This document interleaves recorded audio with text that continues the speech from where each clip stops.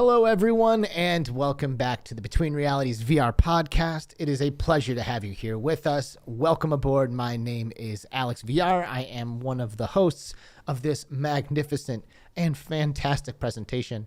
And joined alongside me, as always, is my co-host, Skiva. Hey, dude. Hey, man. How are you? I am doing well.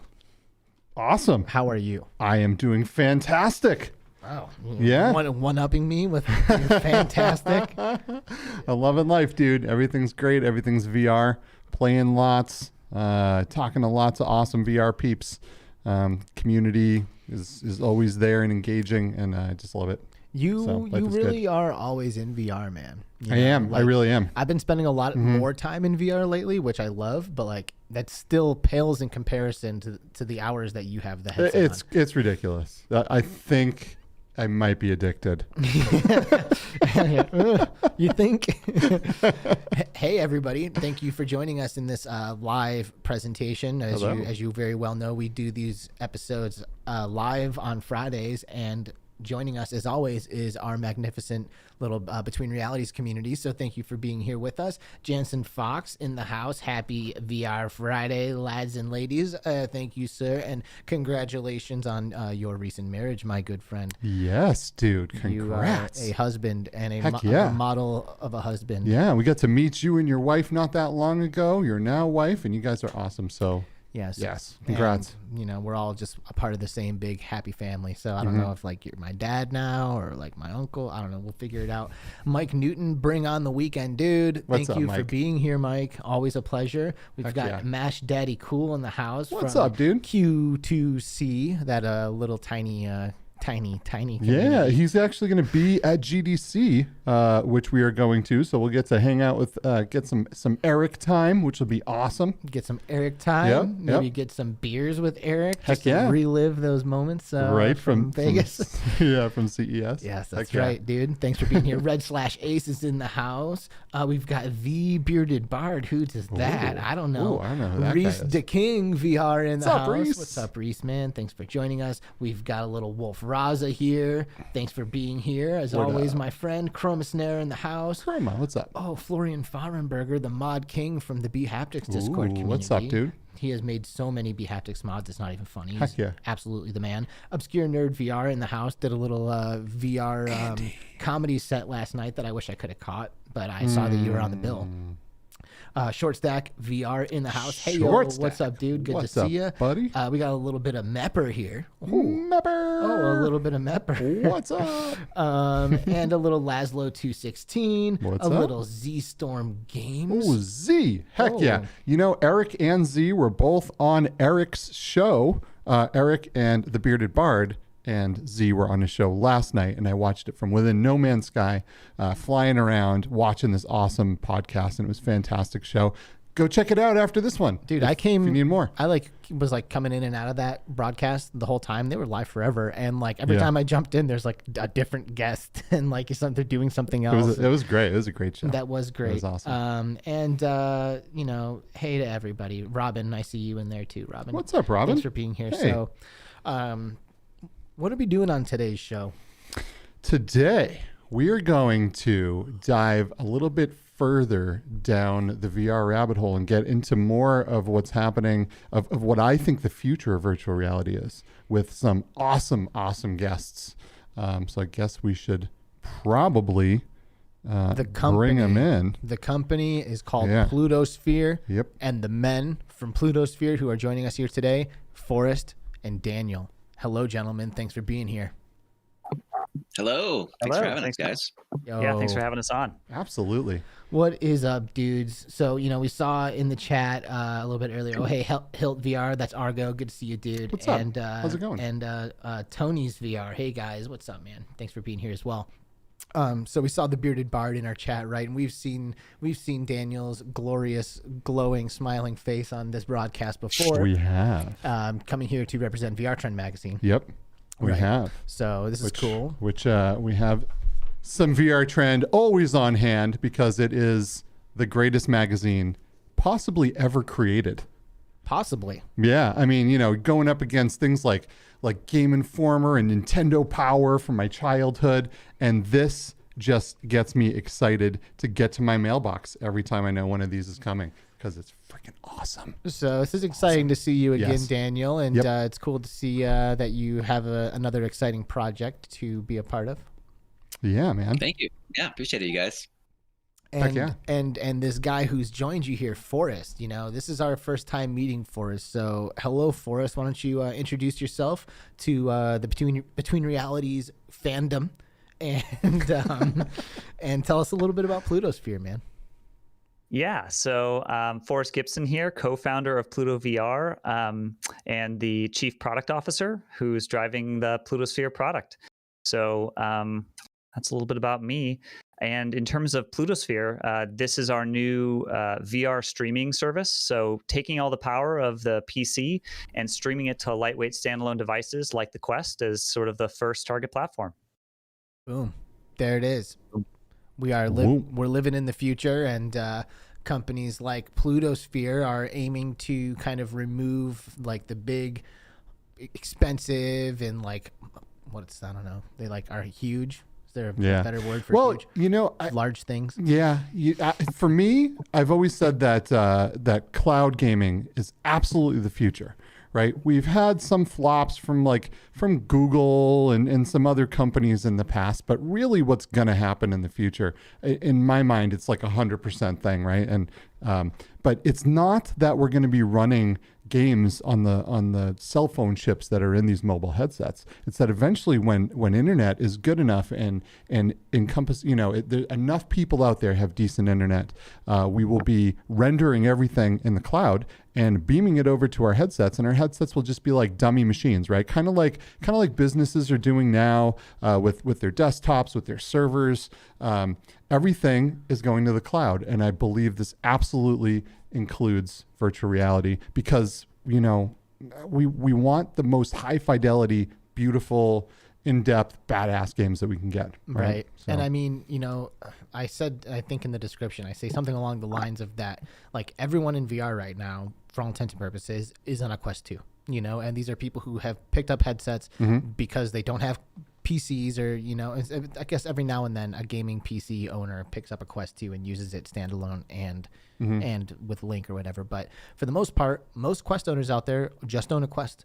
And anyone who has access to PCVR knows that there's like an entire universe of amazing VR experience, the best VR experiences that you can have on PCVR. So this, I think, is coming at a really good time, because there's so many Quest 2s out there. And this, I think, is at a time where people might start to say, okay, yeah, this is great, but what's next, or what else can I do? Or, what's I want it to look better. I want it to do this. I want it to do that. And maybe, just maybe, PlutoSphere can achieve that for these people. Yeah. That's really what we're hoping. And, thinking about the industry, I mean, Skiva, I think we're very much aligned in terms of where the future is. Like when we think forward, the Quest is slimmer, lighter, cheaper than pretty much any other headset that's been out to date, and obviously there's a lot of subsidization happening to make it even cheaper, but ultimately we know that we want to get wearables to be lightweight so you could wear them all the time, so like the glasses that are on your head. And so thinking about that, like that pressure to make them even smaller, lighter, cheaper, and especially thermals, dealing with sticking a battery pack against your face, that's been one of the biggest hurdles for a lot of, especially AR headsets, is like, how do you cram all that compute right against someone's temple? Like, it's really hard to put something here that's comfortable. And so the only way to really do that in the near term is to offload a lot of that compute, to offload that rendering, and having that happen somewhere else. And I think you're absolutely right. Like, I have brought this up a few times, but I had my mind blown by a pair of VR glasses at CES 2020. They were the Pico glasses, and they were plugged into a cell phone, but it was still VR in glasses, and I was blown away. I was like, oh my God, these are so lightweight. They were so comfortable, and it looked really good. I mean, it was still a phone. I had its obvious, early rendition kind of drawbacks or whatever, but it gave me a glimpse into the future, and I was like, I cannot wait till I'm not wearing a brick on my face. Yeah. Yeah. You know what else gave me a glimpse into the future was actually trying PlutoSphere. So I was lucky enough to be able to participate in demoing PlutoSphere to a whole bunch of people. I work with Vertigo Games and Springboard VR, right? And we used Springboard's platform to kind of manage the time and the titles that were being demoed on PlutoSphere, and it was absolutely great. And I get to go in there and I get to play a bunch of stuff and actually see what this is all about, because I'm like, I was like a lot of people out there, on Twitter, I saw people saying, well, cloud streaming, what about latency? What about this? What about that? And I was kind of skeptical, right? I mean, I think most people are skeptical when they hear like, you're going to render a 90 frame a second game in high fidelity and stream it to my headset from like another state or something, right? I mean, that sounds pretty wild, right? And then I tried it and I was like, are you serious right now? This is pretty amazing. Wow. Yeah. Like it was really something else, man. It blew my mind. It really did. Excellent. I'm glad to hear it. Yeah. And to be fair, I mean, we're at the very beginning of, it's the worst it's ever going to be, right? So not everybody is as close as they can or should be to one of these, one of the data centers. So we're very much looking at how to get this closer to people through edge computing. So getting those computers out of big data centers and into smaller units that are, instead of, a half state away, or, as I said, a state away, they're actually down the block, or they're, a mile away. So that's definitely one huge thing that's going to change how all of this is going to happen. And then there's a lot of other pieces that are sort of the underlying technology layers around reprojection and how we handle the frames, and that it's not like we're just taking pixels and just streaming them to your eyeballs.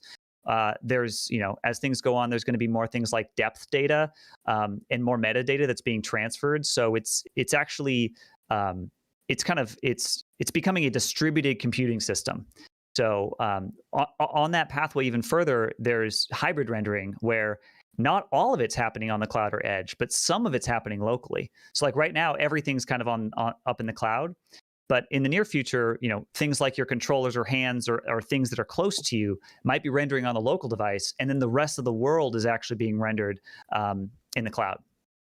Wow, that sounds amazing. We've been hearing a lot about new techniques in making things like this happen with some of the leaks about the Valve Deckard, right? Where there's all this split rendering supposedly happening. Some of it's happening in the headset, some of it's happening in a PC, some of it's happening on another chip in the headset. And it's really, really interesting. And I would think that since we are now moving into a place in technology where everything is going to start having eye tracking and foveated dynamic rendering, right? Like this, I would think would help yet again with being able to get those crisp, amazing visuals streamed from the cloud to your headset, because it'll be a much smaller data set. But then again, I don't know, have you guys played at all with dynamic foveated rendering? Is that something, because that has to happen super latency free, right? Like when you look at something and the rendering changes of where on the screen is rendering at the highest quality.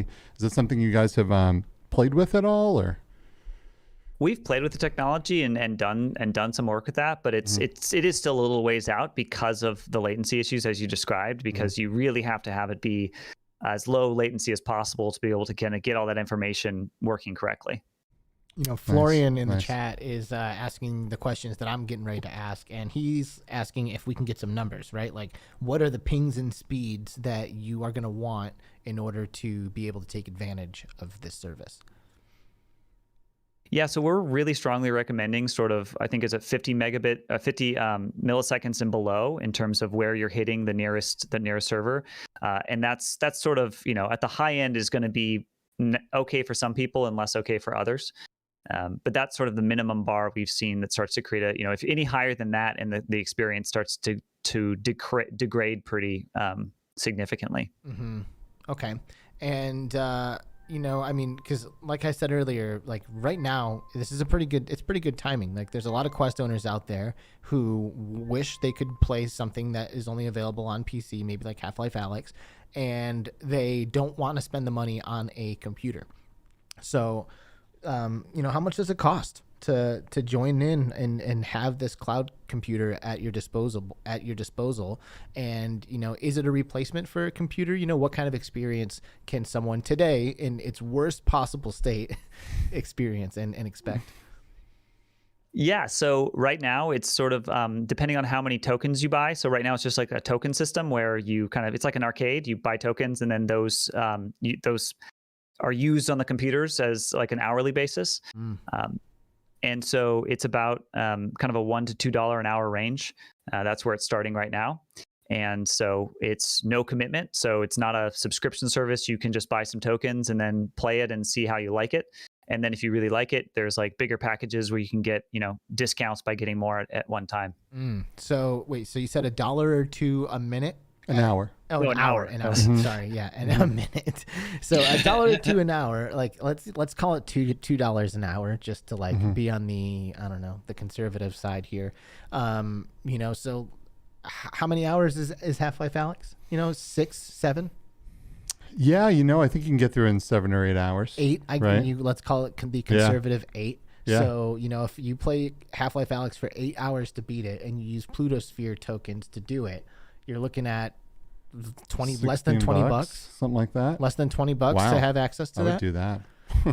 That's not too bad, especially when you consider, what it's going to cost you to get a PC, right? Like, I don't know, average price of like a VR running PC. Especially 13, now, can you even 14? get a PC, right? I mean, the chip shortages are absolutely insane right now. You can't even get something if you want to, right? We have all these problems with arcades trying to open and trying to get all these PCs to give people high-end experiences, and there's nothing available.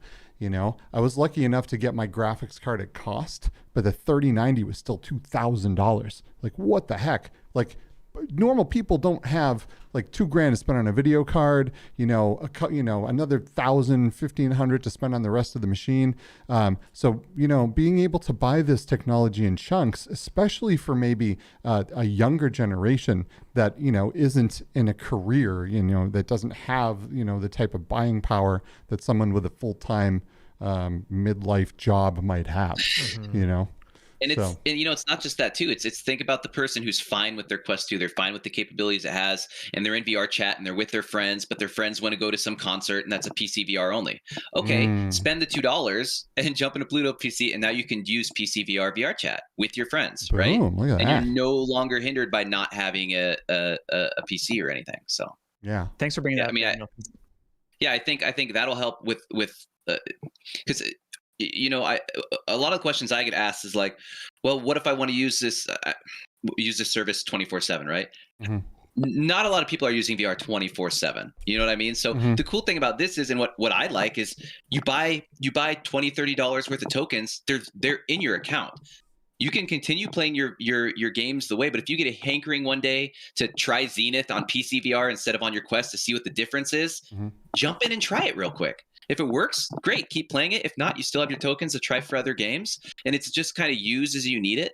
And it kind of it gives that incentive for, if I was someone who was about to spend $2,000 on a PC to play Half-Life Alyx, I could spend $2 and jump into it and make sure, hey, is this game going to be too scary for me even? Like, do I want to play this game before I even go out and buy it? And you know what I mean? Like, it's a good proof of concept for investment.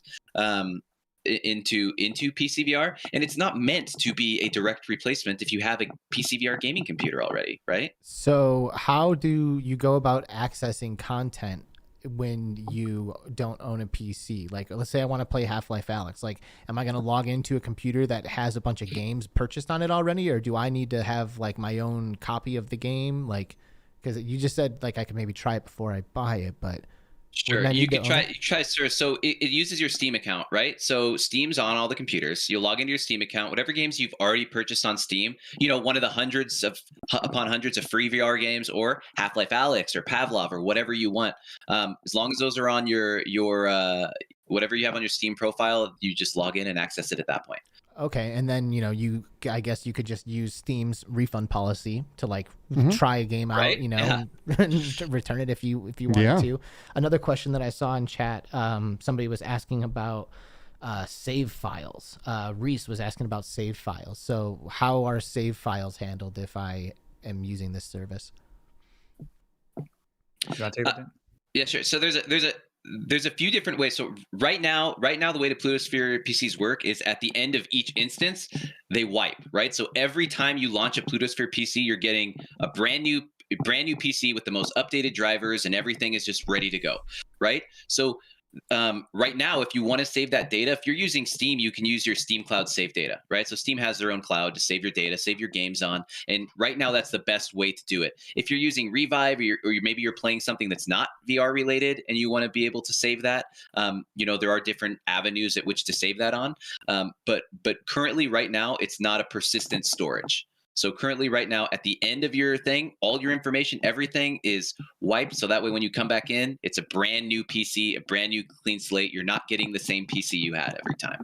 Yeah, and that's one of those things where that's kind of the number one feature we're getting requested and we're working on, and sort of our early alpha testers, we had some of that, but we just had to kind of re-implement it to make it cost effective and make sense. So that's kind of the number one most requested feature and the number one feature we're working on to provide.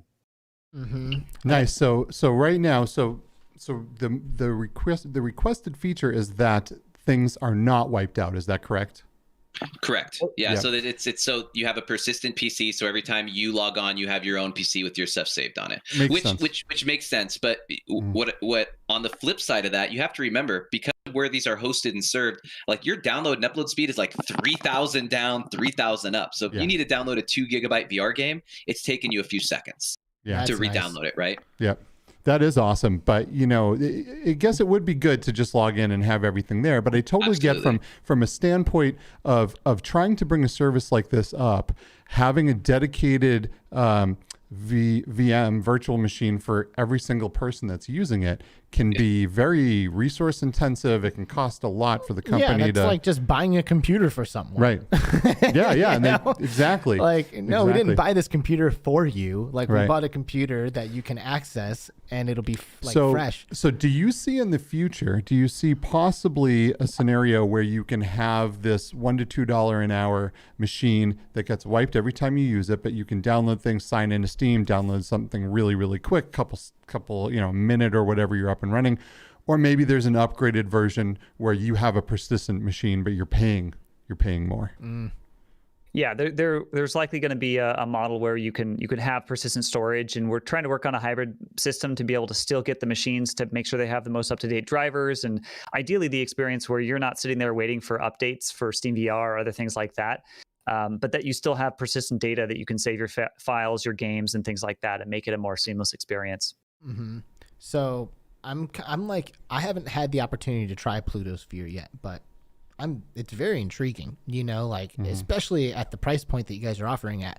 To me, that's not very much money, for what you're getting, especially if it is doing what you expect it to, which I think is kind of the important thing, right? Like, what can someone expect? Because if I'm going to sell the Oculus Quest to someone, I'm going to tell them that thing tracks great, because it does. Right. But it isn't perfect. Like, I can still, there can still be occlusion, or I can, my hands will still disappear if I put them behind me, there are things about the Quest that aren't ideal. You know what I mean? So I am curious, because it sounds like a lot, to me, it sounds like magic. Like, how the hell is this working? So what would I need to do to make sure that I have the best experience when I use PlutoSphere, and where are some of the limitations? Yeah, so what we found is that, you have to still we're working with AWS, and so we have data centers around the world. So we have customers using PlutoSphere all over the world. But there are regions that just that aren't super close to one of these data centers. And if the ping is too high, that can be a not great experience. We found that the biggest factor is actually local Wi-Fi. So if you're not running on either, a good modern 5 gigahertz Wi-Fi connection, or ideally Wi-Fi 6, if your router's in another room, or it's down the couple hallways or something to the left, like that, you can start to run into issues with local Wi-Fi streaming. That's where we've seen a lot of the hiccups. And then, we're still working on getting more access to more machines and more compute. And so we have seen some examples where, like, Half-Life Alyx is just at the edge of kind of what people can use, and that sometimes it's finicky and sometimes it works better for other people. But we found, for the most part, if you have a really good stable internet connection, you have a good either line of sight or close to your Wi-Fi router, that's going to give you a great experience. And I've used this on Starlink. So we've actually used PlutoSphere over space internet. Nice. And it worked. Yeah, it worked really well. And then one of my co-founders, Jared Cheshire, was actually just in Korea not too long ago testing out the 5G network there, and they just have amazing 5G coverage. So he actually was using PlutoSphere. His Quest was paired to his phone, and then the phone was connected to the 5G network, and he was just all over and had kind of consistent connection everywhere with that. And so, as 5G coverage starts to get better, we'd expect actually the experience to be even better. So it's kind of dependent on like the power of the internet right now. It sounds like if you have really strong the powerful internet and your local network connection, right? So I have a very powerful Wi-Fi 6E router, which the Quest can't yet connect to a Wi-Fi 6E router, but I believe and I hope that the new Meta Cambria headset will be able to have Wi-Fi 6E connectivity. And I think that's important because that eliminates a lot of latency. That's the biggest thing with Wi-Fi 6E is its reduction on latency. And for VR streaming, that's huge, whether it be to your own machine or to a cloud machine, right? I mean, that's such a big deal.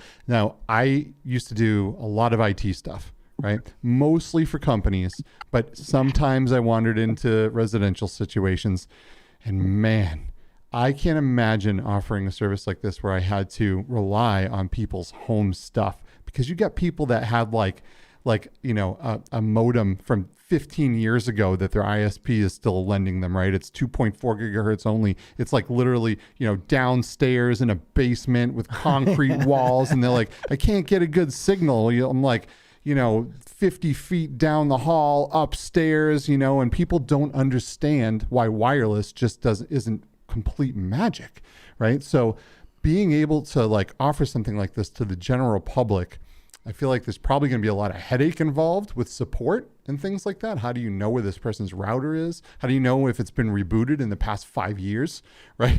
like, because there's a lot of crazy stuff that you're going to have to deal with. But I feel like with the virtual reality community, we're kind of, right, at least the people now are kind of up on technology, right? Most early adopters of some of this stuff are kind of like, they kind of know what's going on. They don't have the worst equipment in the world. They got decent internet speed. So hopefully this will be a thing. But as Joe and Sally Walmart come waltzing in with their $300 headset that they just bought, and they have no idea how to even set it up or what VR is to begin with. I mean, what's your plan on support, right? Because I would imagine it's just going to be a nightmare for the general public. But so I can speak to the future on that. When I talked about 5G, I think that's really going to be where the future of this goes. And as connectivity gets more pervasive, that's really going to be the thing that changes everything. Because when you're right, like thinking about local people's home routers in those situations, it can be a nightmare, and especially as you get to a broader audience. But we're still really early on in the market. We're still really early on in a lot of ways, and so that's the future plan, is that new headsets are going to have 5G chips built into them, and they're going to be these lightweight, thin clients that are able to just easily access the internet. And that's the real plan. There is that's the thing that's going to unlock everything. I think people are going to try this, dude. I really do. At that price, like being able to just like spend $10 and like pick up a few tokens and like know that you just unlocked like a handful of hours on a PC somewhere to like mess around with some VR experiences. I think that's huge, especially if you're a Quest owner and you have some cross own, what do they call that? Cross-buy? You have some cross-buy titles, because then you have such an opportunity to like Daniel was saying, kind of make those comparisons and like see the difference between what experiencing a game on Quest versus a PC experience is like, and really dip your toe into that world of PCVR without taking any huge risks, and from the comfort of your own home with your own stuff. So there's a question, because from that I just thought of, because cross-buy is such a huge thing, and the people that you're really selling this to Quest owners, and Quest owners buy Quest games, and then they have cross-buy functionality sometimes with Rift titles, right? So is the Oculus software also pre-installed on these machines as it gets, every time there's a new instance of the machine, do you come in and Oculus Rift software is on there as well as Steam? Right now, Steam is on there. So Steam is the primary that's on there. You can still put it on your Oculus software on there if you want. You can still utilize Revive to play any of the Vive games if you so choose. But currently, just Steam VR is pre-installed. But you could just install it right? Like you have access to the PC, so you can just go to Sure. Oculus. Sure. But as of right now, put it anything you wipes want on the there. next time you boot it up. Right. Right. Yeah. So, So that's still one of the challenges in just terms of licensing, whatnot. It's a little more complicated to try to work with Meta on things like this. And so yeah, it is. in this early access days, it's really about if you want to any of the Oculus Rift things you want to use, just you can download it and it's super fast because as Daniel brought up, we're on these data center internet connections, so you're getting like 3 gigabit connections. So right now it's just download, but we're definitely working with folks, and ideally if we get enough traction and can get enough momentum, we'll be able to make, the whole point of this is to make it easier and easier to use. Yeah. Yeah, for real. The idea would have would be one image burned into every computer. So when you download it, it already has maybe pre-installed with games. Whether you own them on your Steam account or not, you'd still have to purchase them, but they'd already be pre-installed. Yeah. You'd already have, like all this stuff could be supplemented and pre-installed on all these machines. But we just have to get to a point where we're able to do that. And right now, we're still figuring out what everyone's using these for, right? I mean, what games are they playing? What's the most used titles? Are they using it more for 2D, gameplay than VR in general? I mean, what exactly is it being used for? So we're still collecting a lot of that data and figuring out how to best utilize, what we have right now. Dude, if this works, I think this is a slam dunk. Like, seriously. I've used it and it does work with a lot of stuff. Now, as we were talking about before the show, I had some issues running Half-Life Alyx. I couldn't get it to run properly. I don't know if it was the data center I was on, the machine maybe was overloaded, but that didn't work for me. But I played a lot of other games like Blade and Sorcery, VR Chat. There was a lot of stuff that worked absolutely flawless. And it was a really good experience. And I kept thinking to myself, man, like, wow, I can truly be wherever I want and still have access to everything that I need. I travel a lot. We go places a lot. We go to a lot of expos and conventions, and being able to like pair that up to your cell phone and then be able to hit some PCVR if we need to. That's huge. Could your phone do that? That's so huge. Absolutely. Yeah. I connect my phone to my Quest all the time. Sick. Yeah. Yeah, and it depends where you are, right? Because latency is a thing. If you're in some huge Las Vegas hotel and there's 1 trillion people on their cell phones, I'm sure there's going to be some issues. But in different places, this could absolutely be a viable option. If I go and visit someone across the country, some family or something, I'm probably going to end up in a place with some good cell phone signal, or they're going to have good internet. And I'm going to be able to do this. So one of the things that I tried this on is so when you load this up, you can load up the PlutoSphere app onto your Quest using SideQuest, and then you can launch into a virtual machine. What I ended up doing was I loaded up the virtual desktop software, and I used virtual desktop. So I had my computers, and then I had my PlutoSphere machine, and boom, I'm able to get right into PlutoSphere or one of my local machines, which is super awesome. But now I'm wondering, is virtual desktop, is the streamer on there also pre-installed?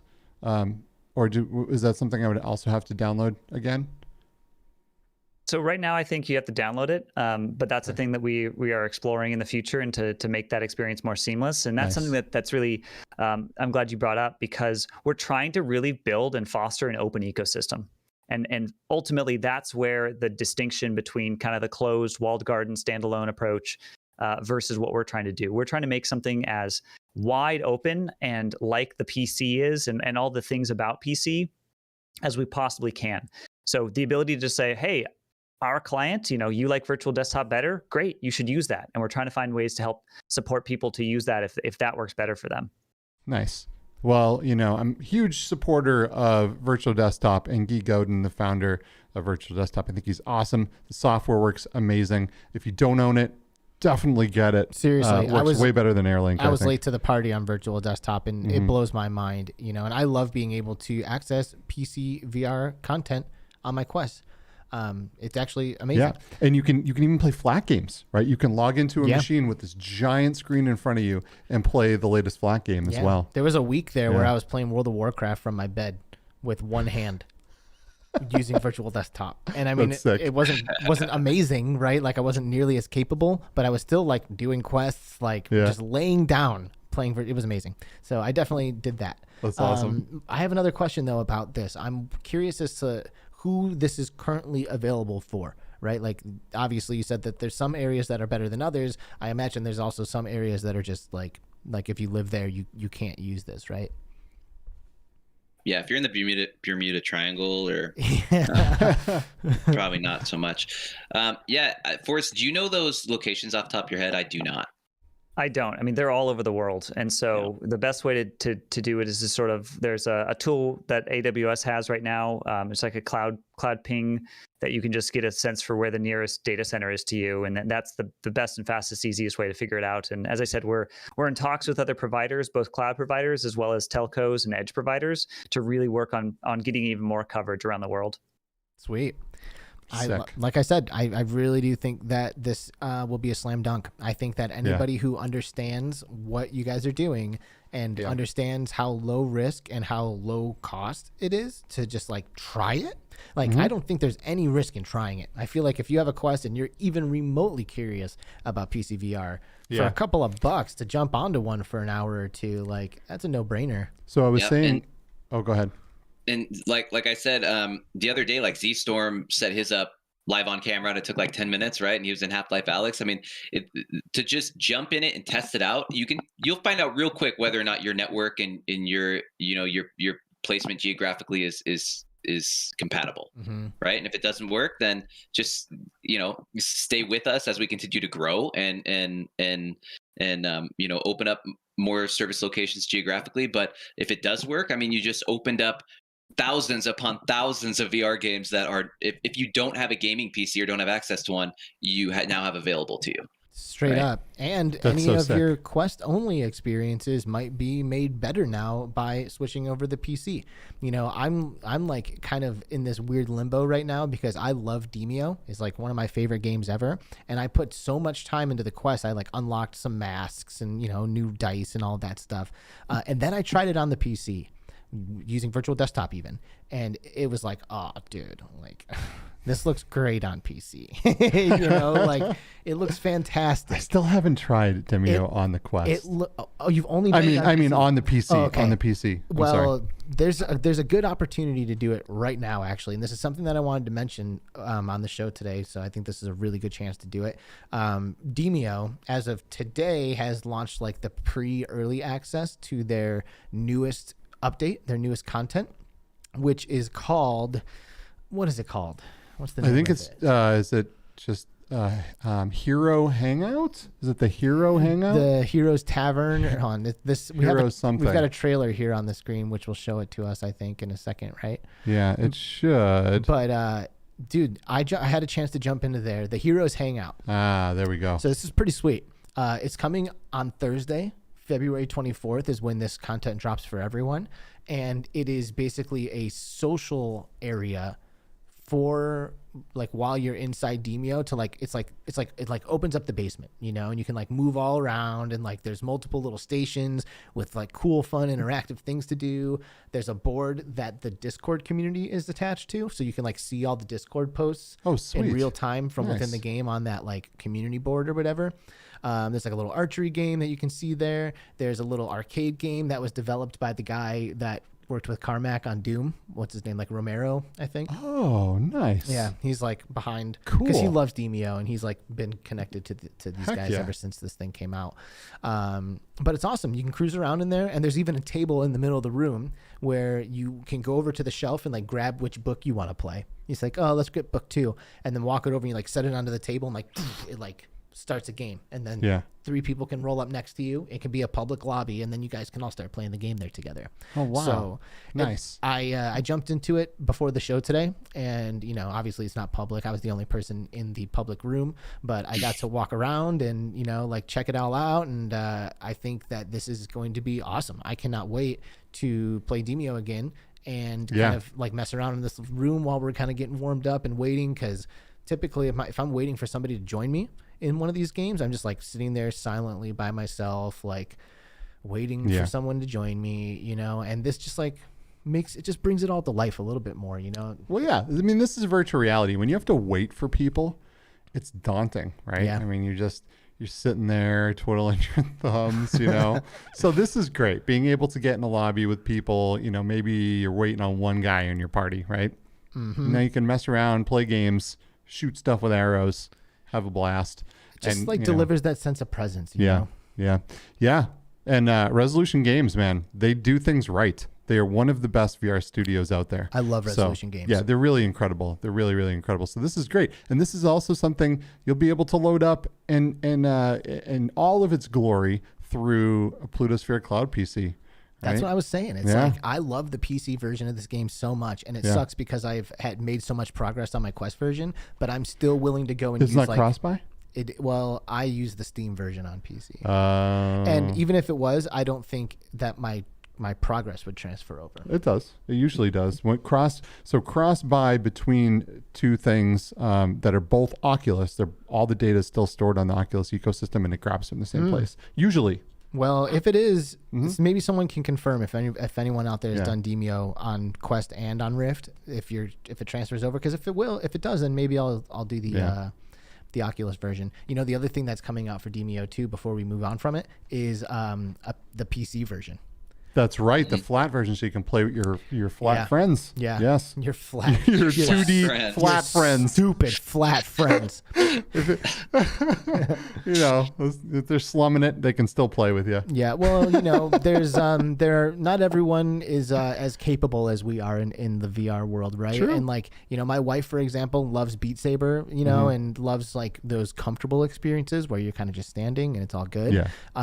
But I was really excited to play Demeo with her because I know she would like this kind of game. Like it's all just like working together, doing this kind of thing. So I introduced her to Demeo and put her in my Quest and went upstairs and put on my headset. And as soon as she grabbed the world and like pulled herself through it, that was it. She was done. You know, she's like, okay, nope, I'm super dizzy now. And she like got nauseous and uncomfortable. And she was like, well, it's too bad this is in VR. You know, because it does look fun. And now it's coming to PC, so I can throw her on my computer. Well, that's awesome. I put the headset on, and there we are. We're playing Demeo together. So that's so big. It's so big when you can do something like No Man's Sky, for example, right? I play a lot of No Man's Sky, and it is great because my friends that only play flat games are also able to join in from whether it be a PlayStation or a PC or an Xbox, right? And be able to really just get in there and play No Man's Sky. Yep. You so know? if you're it's great. So if you're a Quest owner, you know, and you play Demeo, maybe scoop up a token or two for PlutoSphere. I feel like this would maybe be an approachable title for PlutoSphere and see the differences between the PC version and the VR version. Maybe do it with After the Fall while you're at it, because After the Fall on PC is so much better than the Quest version. Oh my God, it is. It's so good. So, I mean, really the game is fantastic on the Quest as well, right? Don't get me wrong, this game is killer on any platform, but the graphical fidelity of the PC version is so good. It is like, to me, it's very close to Half-Life Alyx quality graphics.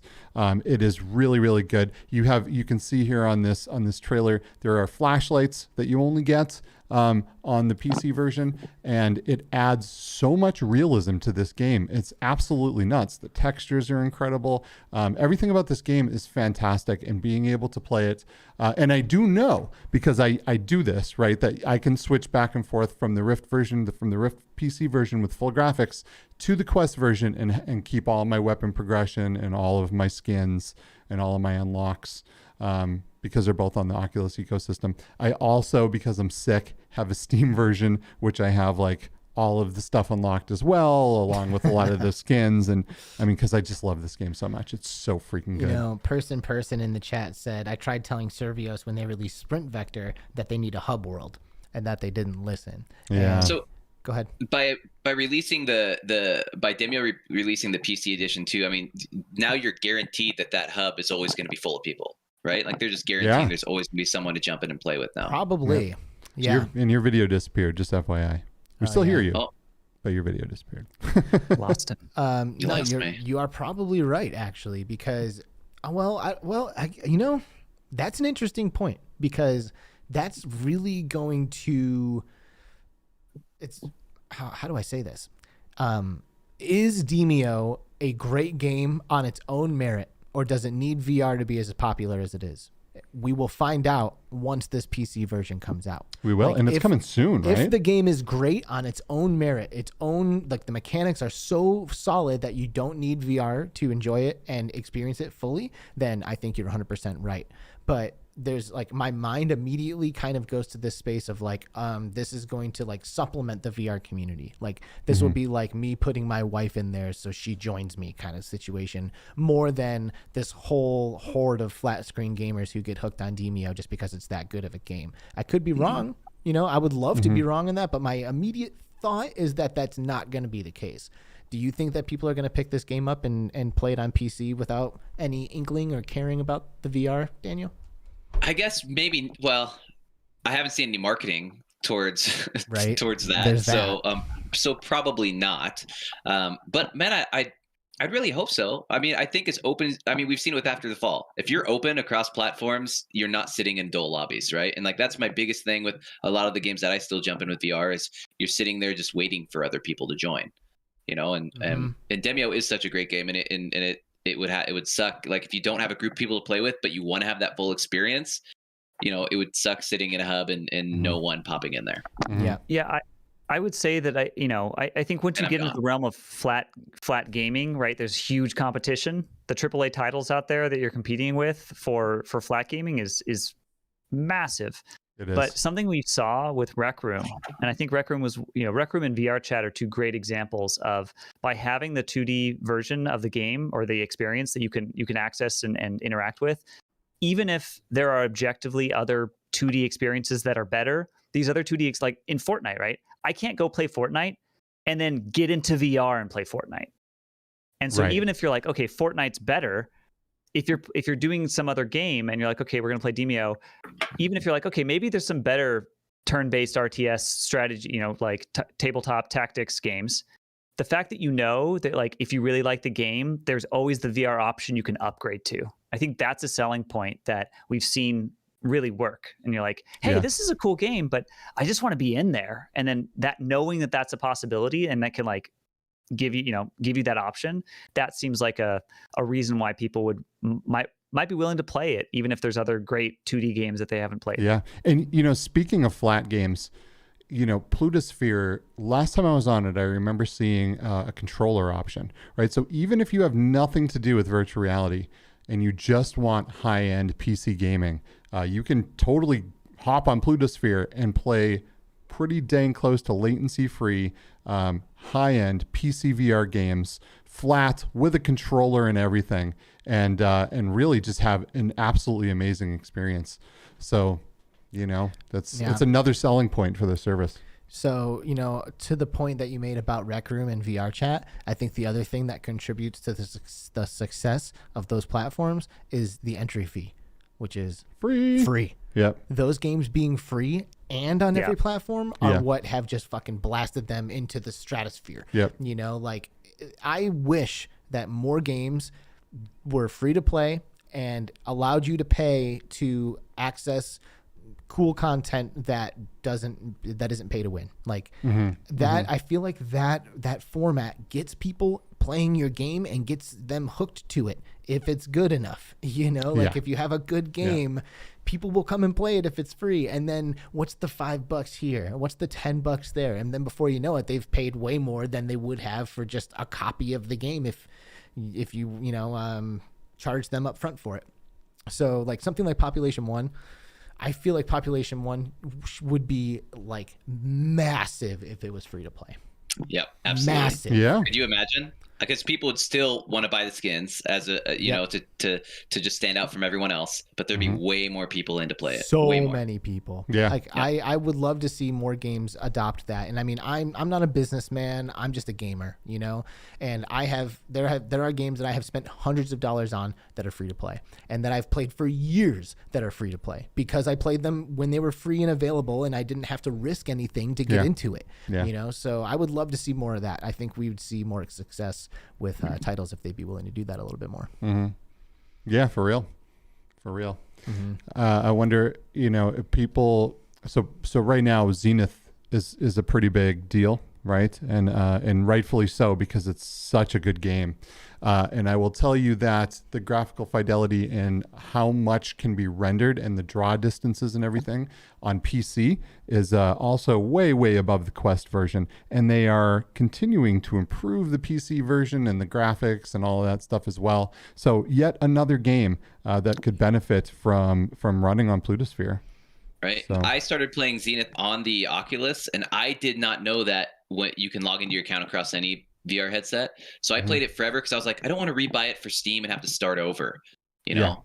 Yeah. And I didn't realize that I didn't have to start over. So now I've been playing it on, on the Index, and it's such a better, like you said, just the draw distance in general is so much better. And the cooking looks so much better in PC than it does on the Quest. It's so good. And I will tell you the ultimate headset to play this on. I've played it a lot on my Index. I've played it on my Quest 2. But the headset that gets me in this game in particular is the HP Reverb G2. The clarity of the characters and just how it works with like the cell shaded graphics. It is so unreal on that headset because it's super high definition. The screens are absolutely amazing. If you have access to a Reverb G2, and you play Zenith, it is a home run, man. It is so good. It is so good.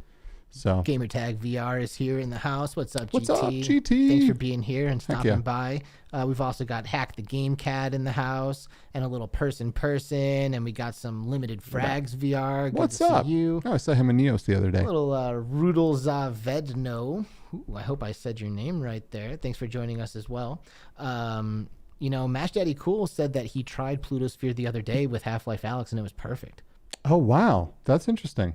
One of the other things you got to remember about a service like this too, right, is these data centers are very, very invested in having top of the line machines. They are going to be continually upgrading their hardware as well, right? So right now is just the baseline. Right, a couple of years from now, these experiences are going to get better as the data centers upgrade their machines, as internet becomes easier and faster, and routers become better and cheaper. Right, so like as we go on, this is just going to get better and better, and like eventually everything's going to be blanketed in 5G, and then we don't have to worry about a lot of this anyway, right? Just be able to go out in your front yard and play. Mm-hmm. So it's, we are at the very beginning of something so special here. And, I believe so strongly that cloud gaming is going to be the future of virtual reality. I really think what's going to happen personally is headset companies that are making, like Meta, for example, right? They're going to want to have a headset that you can buy for $200. For $300 like it is now, maybe, right? But they will also probably have their own data centers where they are rendering out things and sending them over to the headset, because this is really the future. And I know companies know this, right? Like if you buy a Valve headset, maybe there'll be a data center there, right? So I feel like competition for you guys is coming too, at the same time. You guys are on the ground floor of this. But really what I want to ask here is, are you at all concerned that Meta might go, this is something we're going to offer, so sorry, guys, right?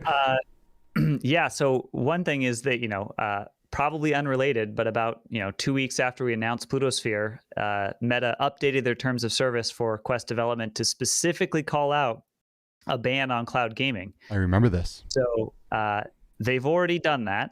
And if it's anything like the progression for virtual desktop being sideloaded to eventually being fully supported on the Quest, it took about, it was basically they got, virtual desktop got approval, was it like 2 weeks before announcement of AirLink? Yep. So, you'll know that when PlutoSphere gets approved for the Quest store, it'll be about 2 weeks until Meta announces their product. So if anything, the point in which they're ready to release their product, that's great news for us, because it means they'll likely let us on they're like, hey, actually this cloud gaming thing is good. The PlutoSphere, here you go. And then they'll be like, also our own offering. So I would fully expect that. And so if anything, that would be great for us, because, and we're targeting to be hardware agnostic, right? It's going to take a while, but we're investing heavily in OpenXR and been involved in the OpenXR working group since, it's been years and years now. And so really thinking about how the kind of XR ecosystem is actually all one ecosystem. And that's, you know, a little bit further out, but PlutoSphere isn't just about VR. We're actually we're aiming to have it be a fully XR enabled system, both AR and VR. And so you'll be able to have an AR headset that will also work with PlutoSphere, and you'll be able to run, you know, AR apps, even though they're in VR. So it's sort of confusing, but, you know, we think of them as like multi-apps, where you have these smaller applications that are sort of like these AR apps. All of that is still going to be working on PlutoSphere. Wow, that's super cool. That Beat Saber footage looked really smooth, man. Right. So there is a testament right there as to latency, right? And how that's going to work. So you'll see here on the screen, we have Forrest playing PCVR games on, over the internet using PlutoSphere, and he was just shredding in Beat Saber. And if you know anything about Beat Saber, that's very, very, you really got to nail it. So. And I threw the cloud ping tool, guys, in the chat, and it'll tell you like where the servers are and what the pings are for each of them. I saw a bunch of people asking, cool. So Nice. that is in there. Heck yeah, that's awesome. So this is just so cool, and I'm really curious about what Meta is going to do and what some of these other companies are going to do as far as letting you guys into the store or not letting you guys into the store. Will they be offering competitive services anytime soon? What's the current path to doing this, right? Like you said, it's a pretty quick thing. Like, let's say I want to get started like right now. Like, how do you do it? So one of the biggest hurdles is SideQuest. So if you don't have SideQuest already, you need to go get SideQuest, which does have some hurdles to jump through. But that's the initial launch platform that we're on, that we're supported for. So at that point, that's pretty much where the biggest hurdle is. So yeah, and then it's going to the website. You create an account, and once your account's created, you can launch a PlutoSphere app, get on the PlutoSphere, and then if you want to get tokens at that point, you can get tokens, and then the whole process. If you already have Quest, you could have it set up in 5-10 minutes and be ready to go. Nice. So could I buy I assume I can buy the tokens from within my headset if I launch the PlutoSphere app on my Quest. Can I do that? I think there is a pathway there because it's a web portal, but you do have to try to access and enter things via the web portal on the Quest. So it might be a little bit more challenging. So it's usually easier to do it on your phone or on a different device. But you can technically do it on the headset. It's just typing is a little bit harder. Gotcha. So what if I'm running out of time? I'll let you ask your question after that, Skeevy. Let's say I'm in my last 15 minutes or whatever. Do I get a notification, or will the plug just get pulled after that clock goes over? I think right now it just turns off, but we're working on adding more, ease of life features where it'll give you notifications and warnings. And at some point, we can have people put their credit cards in, so you can just hit a button that says "Give me more." And give me another hour. Like yeah, I need one more hour. Click the button, boom, it adds it to your account. You keep cruising. I would definitely think that should be a thing. Yeah, for sure, for sure. So I see immediate value here to anyone that owns a headset like the Vive Focus 3. Is there a way to get this going on a Vive Focus at the moment? So you can play Beat Saber with your cell phone? No, so you can play PCVR across the internet. Oh, Vive Focus. Okay, Vive you're right. Focus. I was thinking about the Vive Flow. The Flow. What are you going to do? No, not the Flow. The Focus. And the Focus is big because it has Wi-Fi 6E built in, right? And that's huge for something like this. Yeah, we don't have full support for that yet, but there's a clear pathway for there. We're leveraging NVIDIA's Cloud XR technology, so they're supporting that. So that should be a relatively low barrier to get on that headset. Nice. I remember during my trials of this that there was also another cool feature, and let me know if this is still there or not, where other people can hop into your environment and there is an avatar that's kind of overlaid inside of this whole thing. Is that a thing anymore? So that is a separate product that we've made. That was actually one of Pluto's first products, it's still just called Pluto, and that is our multi-app communications tool. And so it's on Steam right now, and it's free, and it's basically a simple avatar communications app, but it runs as an overlay, and it runs as a 3D overlay. So you can hop into any other PC experience. You can be in, Beat Saber and someone else in Half-Life Alyx. It doesn't matter. And then you can still see and hear each other. And so we are looking at and exploring ways to integrate that into PlutoSphere more. But that's just currently a product that's out there. But when we launched it, we're still kind of high concept, and not a lot of people in the ecosystem understood what multitasking in VR was, and it didn't all quite make sense yet. But we are looking at the ability to have a social hub and contact lists and things like that, so you can stay connected to the people you want to stay connected to, even if you're in headset and even if you're in experience. And that's something we found is really beneficial, and we use all the time. But it's still, like I said, a little future forward right now. Yeah, and it's cool to jump in and test with. I mean, because I could sit there and I could be playing Blades of Sorcery, and say Skiva's in Beat Saber or Zenith or After the Fall, and we could both be having a conversation. I could look over and still see him in my physical space, even though he's in a complete different game. And he can share his view with me. It'll pop up in a window above his head, and I can see what you're looking at. If I want, if you want to be like, oh, dude, look what I'm doing right now. Fun. I could look over at your avatar and see what you're doing while I'm still playing my game in my game. Like, tell me that's not next level shit. It's so cool, but it's one of those things where, like Forrest said, it's people who know it's there and can find a use for it, see a very valid use in it. But the average user, I think we haven't created that use case for it, right? Yeah, and actually, what's interesting is a lot of PlutoSphere came out of that problem, which was we were launching this product. It was Pluto, and it was this communications app. But as the Quest started to become popular, everyone's number one question was, "Oh, well, do you run on the Quest?" Right. And we'd have to say no, because there was no Meta has not quite not really even started really opening up overlay features for developers. And we were definitely leveraging every possible bit of the Steam VR overlay we possibly could to create this 3-dimensional overlay system. And so a lot of what drove us towards exploring PCVR streaming was, how do we get these things that are only possible in these open ecosystems with a lot more processing power that can run multiple apps onto a lightweight device? And so we said, okay, well, streaming is the only way. So that's part of the history of how we wound up with PlutoSphere as a service. Wow, that's so cool. That to me was such a cool piece of technology that I never heard of anyone else doing. I think now there are some similar things happening in Live. They have some tools that you can kind of do something like that, but mostly for Twitch streaming and things like that. But I think it's just really, really cool. Yet another super innovative tool that you guys have come up with that I want to use more. I'll tell you that. Why VR for you, Forrest? Like, how did you get involved in the space? And do you love VR as much as we all do? Oh yeah. Well, I will say that I am one of those people that is incredibly sensitive to sim sickness. And so even though I've been doing VR for 9 years now, it's been a long time. Been doing VR for quite a while now.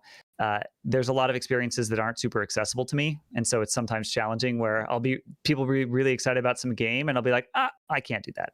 Like for even Demeo, you have to turn off the tavern background. And then sometimes I just like close my eyes when I move. Mm-hmm. And so there's been a bunch of titles where I'll just have to like close my eyes every time I move. That's how dedicated I am to still playing, even if it makes me sick.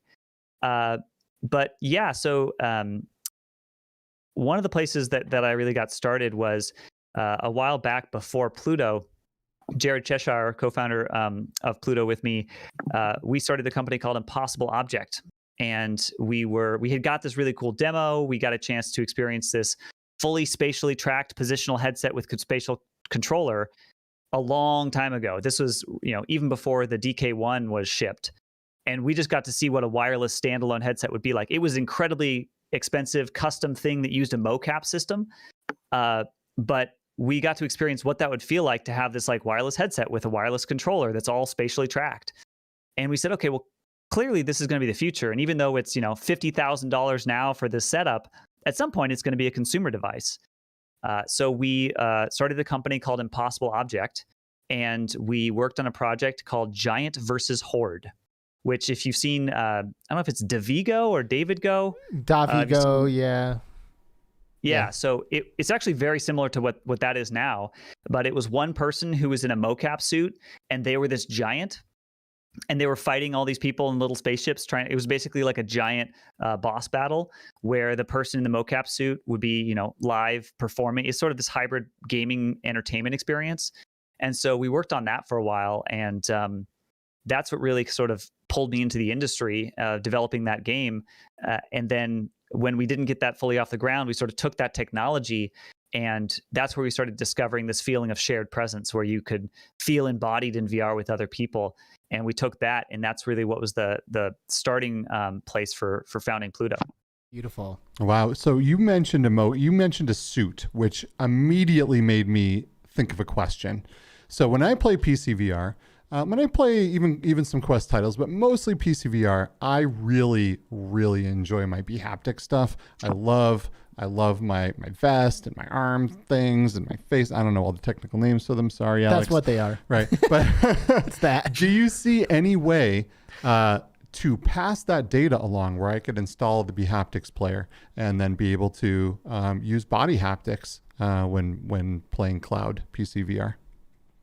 Yeah, that's an area we're really investigating and diving into. There's still some challenges with just specifically like Quest and how kind of closed that is and how much limitations there are. But we're doing everything we can, as I said, to try to make and emulate what an open PC VR ecosystem is like if you were to buy your own PC. We're trying to make that possible through PlutoSphere. So that is an area we're exploring. We're exploring, starting with something simple like better gamepad support, things like that, but eventually getting additional trackers, additional peripherals like that. That is very much high on our list. I do think it's possible. Yeah. I do. It's possible. In the way, the haptics player on the Quest will send. It communicates via Wi-Fi to send haptics to the Quest from the PC. I'll connect my devices to the PC haptics player and then stream to the Quest haptics player and play a Quest game and still feel the haptics, and I'll get the visualizer on the screen. So it's happening, which is something over you Wi-Fi. do because you're a content creator making stuff for haptics. Right. But the point is that it's Bluetooth connectivity to the device and then Wi-Fi sending the haptic signal and information. So I do think that is absolutely a possibility. Well, good, because I would like to use something like that in the future if we end up going with all cloud stuff, right? But also things like full body tracking, things like that, could be kind of a big deal. GT says that he loves that you're rocking the OG PlayStation headphones, and he really misses his. Dude, we've been talking about these headphones because they are shredded. Falling apart. They're falling apart. I love them and they sound so good, but it's just cosmetically the plastic stuff is kind of falling apart and it's too bad. Yeah. But yeah. The other thing that GT said in here is that he can't wait for VR sickness to be a thing of the past, and you just said for us that you've been in VR for 9 years and you're telling me that you haven't been able to develop VR legs in that amount of time. A, what's the deal here? And B, do you ever see it getting better? What's your problem? I think I don't know how and when it's going to get better. The vestibular system, there's a lot of work to figure out how we can interface with and not melt our brains, but also be able to interact with our vestibular system to tell our brain, hey, it's okay. Don't get sick and throw up because you feel like things are spinning around. So I've seen some early work on trying to address this issue, but yeah, it's I would love to be able to. But this is not new to VR. If you ever played Descent on the PC, oh yeah, I remember that. That game as a kid, that game made me sick. Yep. So I can play the fastest paced RTSs or fastest paced FPSs out there, but Descent was just too much, and so it's been with me my whole life. Man, that's wild. Are there examples of sailors out there who never get their sea legs, who just always get nauseous on the boat? I bet. They're probably not sailors anymore. Yeah, I was gonna say. Yeah, right. They're the accountants in the office, probably. I gotta say though, what a good if you had any kind of problem with VR, this is kind of a good thing for this type of service, because we're gonna know that you are doing your best to control latency issues. Because if you can't use your own service, right, that's a problem. So I think we know that we are absolutely doing our best to work on motion sickness and latency issues and things like that, because the founder right has motion sickness issues. Do you get sick in VR, Daniel? When I first started, like 5 years ago with high fidelity, anytime I'd have to fly around a map, I would get an instant like dizziness and headache right away. But probably 2-3 weeks in now it takes a lot to bother me. The only games I can say that now still bother me is Elite Dangerous and sometimes No Man's Sky. Yeah. And Star Wars Squadrons really gets me. So basically just like zero, like just like flying in like every direction. Spinning and flying. Yeah. Correct. That is the stuff that gets me too. It's like if I'm spinning a lot, like I was playing Ultra Wings 2, like today actually, and like a couple of the spinning maneuvers I did, I was like, like, like you kind of have to like push through it a little bit. It is so hard for me to get motion sick in VR now because I spend so much time in there. But I actually found something that almost did it to me the other day. I was in Neos and there was like I was at a playground and there was a swing and I got on the swing and I was like, whoa, can't handle that. Had to hop off the swing. But yeah, it's pretty rare these days. I mean, I've been put through every possible weird scenario in virtual reality and I enjoy it. So. Yeah. Well, that's good. And I'm frankly, I'm just grateful that I'm not like Forrest, VR lover for 9 years and just hasn't gotten over it. That's brutal. That is pretty brutal. Yeah, it's tough, and I'm the one to advocate for accessibility options and teleport and blink and other things like that because there's certain games that anything where you just have to smoothly move around, it just destroys me. So it sucks, but I'm still here. You're still here, and we're very grateful because it appears that PlutoSphere is showing up at a really good time in the industry, and I think there's a lot of people who could take advantage of something like this, and will once they learn about it. If it works well for that price, dude, people are gonna use it like straight up as soon as they realize what's going on there, and they can play Half-Life Alyx if they just drop a 20 instead of going and buying a computer.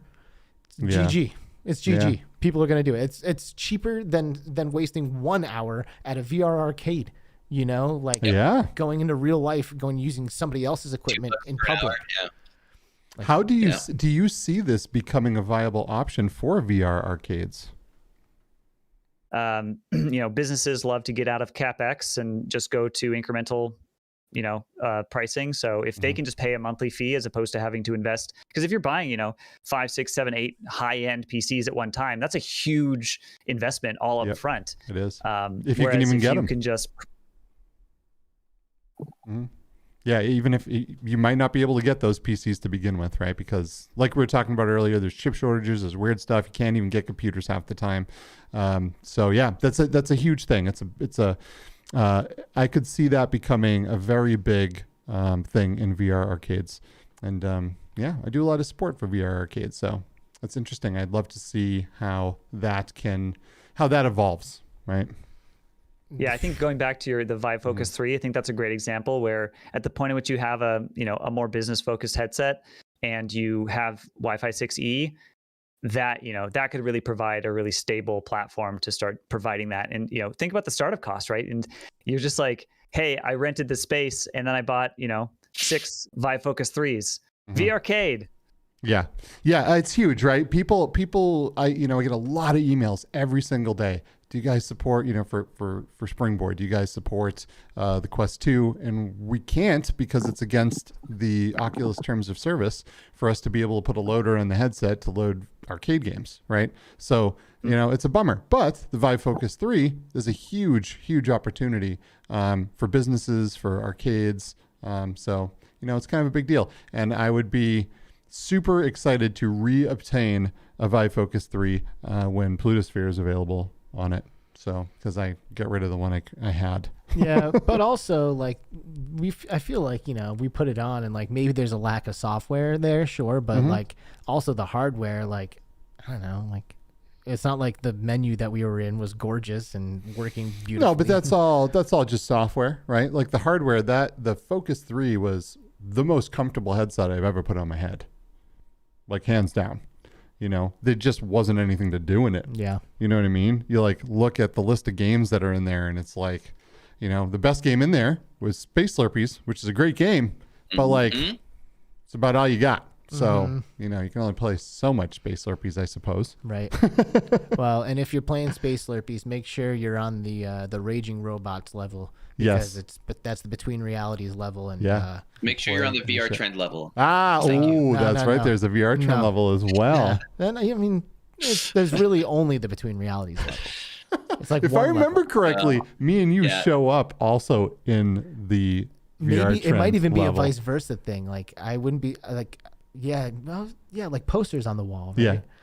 Yeah. There's some advertising that goes by, like not advertising, just pages from the magazine, and I believe we show up in there, which is kind of funny. It's amazing. I pinch myself every time I see like a Between Realities thing in a VR game. I know it's absolutely nuts. It's crazy. How? It's so cool. Like it is bucket list kind of stuff. It is.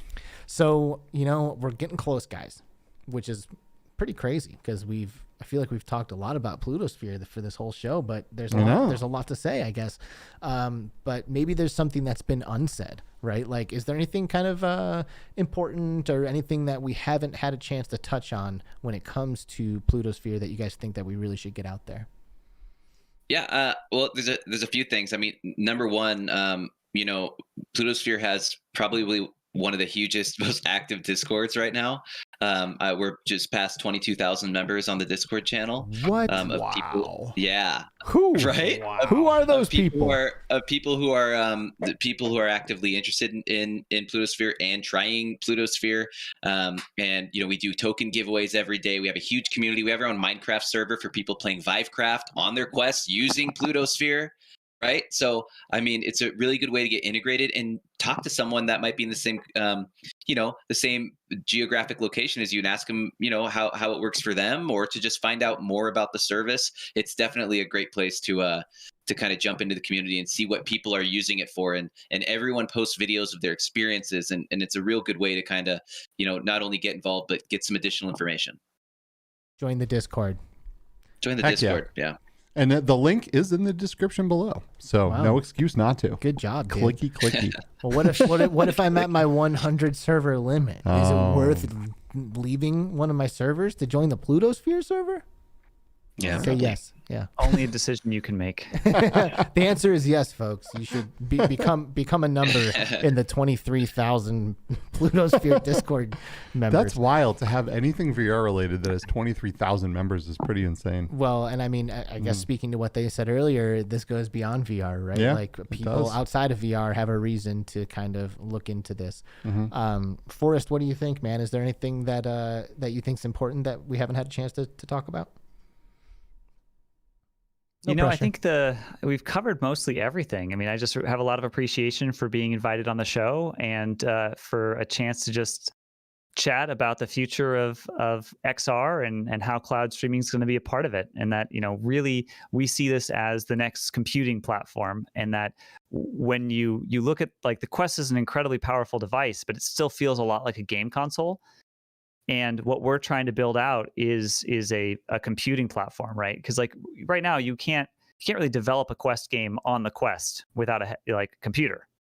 So it's not like you can build that, and that's really making sure that we're kind of having a full computing ecosystem where you can build on it, you can play on it, you can distribute on it. All those pieces exist on all part of the same ecosystem. So that's sort of the high level vision for where we're going, and to try to make XRs accessible to as many people as possible in an open ecosystem way.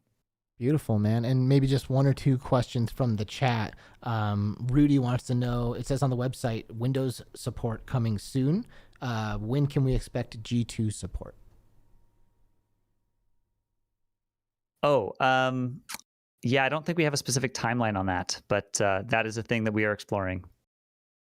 They're exploring it. They're not going to tell you when it's coming, but they are exploring it. So you can assume that there's a good chance that it will happen at some point. Just don't hold your breath, all right? Because how many G2 headsets are out there versus the Quest ones? They got their they got priorities. Awesome headset though. But they are hardware agnostic, as they've mentioned. So I think we can expect that absolutely will happen. Mm-hmm. Yeah, I think as things start to support OpenXR is going to unlock all these things. Nice. There it is. Glitch. Yep. Like the Vive Focus 3, right? As they come out with updates and they add more support for the OpenXR platform, that allows PlutoSphere to kind of swoop in and say, okay, we can now do something with this. So, heck yeah. Nice. Glitch Fandango is here. He said he came in late. We know. What's up, dude. Glitch? It's good How's to it see you going? though. And was there any chat about Vox Machina? And there really wasn't. We've been talking about PlutoSphere. Yeah. The only other thing we got to get to was Demeo, and that's because I yelled at Skiva before the show. I was like, I'm talking about Demeo for a minute. Here's my clip. Here's 2 clips. Put them both in there. But I'm stoked about that update that they did. So I'm really excited to get into it. Yeah. It's getting a full release on the Quest. It's always interesting to see a game that you're like, oh, I wonder if this would ever be possible to play on the Quest. And here it comes. Here she comes. Yeah. And, and if you want to play the full PC version, you can do it on PlutoSphere. Amen. So, boom. All right. Well, I think this is it. Daniel, Forrest, like this was awesome. Like hour and a half cruise by like nothing, So thank you guys for coming on and chatting to us about this amazing new service that is rearing its head. Like I said before, I think it's a slam dunk. I think it's a no-brainer. If you don't own a PC and you're interested, this for a few bucks you can try it. Like out and trying to do our best to get everyone on board. So just bear with us and get on it, try it, and enjoy it if you can. And come and share your experience, right? I'm sure if people have all the experiences, good or bad, go to the Discord and help out. Like if you care enough to test it and you don't have a great experience, go and tell them. Be like, hey, this is where I live. This is what I'm using. I tried it. It didn't work out. And they will, I'm sure, based on this conversation, do everything that they can to make this as accessible for as many people as possible. So, give them the information. And as we see and as they see signups come in and they see, there's 4,000 people in this little part of Asia that might be interested in using it, then, it gives us that data we need to say, hey, we need to look at, allowing access here and here and here and here. But, we're still collecting the data, and we're still ourselves learning, like I said earlier, what people are using the service for and how the best way is for us to accommodate them. So, get in the Discord. I say it all the time, no matter what podcast I'm on. The way VR works is you're only as good as your community, right? So be a part of it, and jump in if you're interested in it. And we'd love to see you in there. There's some great people in there. So beautiful. All right, guys, that's Daniel. We also have had Forrest here from PlutoSphere. Thank you guys so much for joining us and being a part of the show. This was awesome. And best of luck. We're going to be following closely. And, I'm just hoping I have a reason to try this soon because I'm super interested and curious about it at this point. So I'm going to do what I can to even try it, even though I have a PC at home that I can use. But it's so exciting. And for a couple bucks, no brainer, slam dunk. So it is exciting. Thanks again, guys, for joining us. And, let's just get rid of him before Daniel comes back. You know what I'm saying? All right, guys. Yeah, this camera's exploding. All right. Thanks, guys. Appreciate you so much. Thanks for having us. All right. Say bye to guys. Forrest and Daniel, everyone. Adios. And there they go. They're all gone. right. Bye-bye. Forever. Yep. Never to be seen again. Man. Dude, exciting. Cloud computing is just so exciting. The future, we're kind of futurists, right? Jumping into VR like this early on and just being so excited about it, and to see the technology ramping up and getting better and better and better and no end in sight. It excites me to no end. Yeah. So yeah. Good stuff. Well, this really does remind me of like the early days of the internet almost, how like 56K comes along and we're like, oh God, this is slow, but hey, it's wireless now, and there's like all those like little steps forward that we took, and then like you get DSL, which is like this huge jump forward in speed. And like now we're so used to just like instantaneous everything, It's just going to get better. And when internet gets better, cloud computing is getting better. Everything rises each other You know what I mean? So we're getting there. We're getting there, and this is a huge first step to something really, really cool. Yeah, it's very exciting and affordable. Which Affordable. That's the thing huge. that blows my mind. That is huge. It's not like it is a no-brainer if it works. Yep.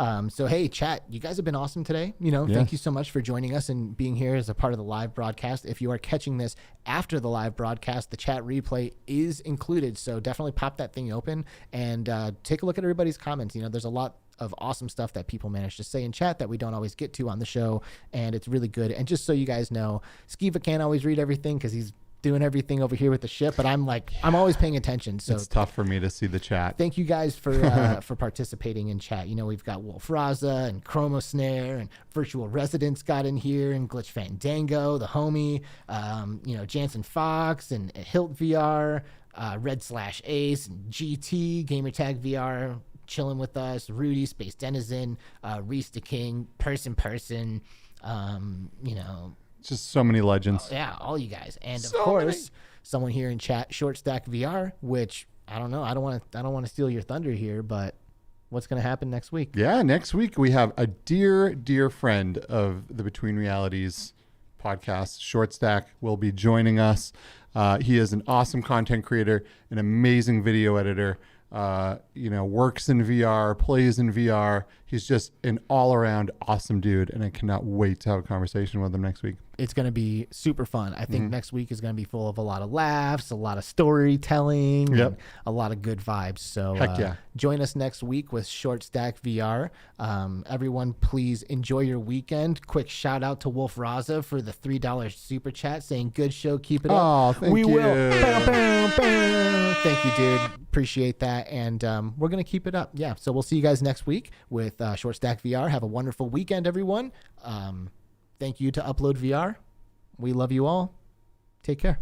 Bye-bye.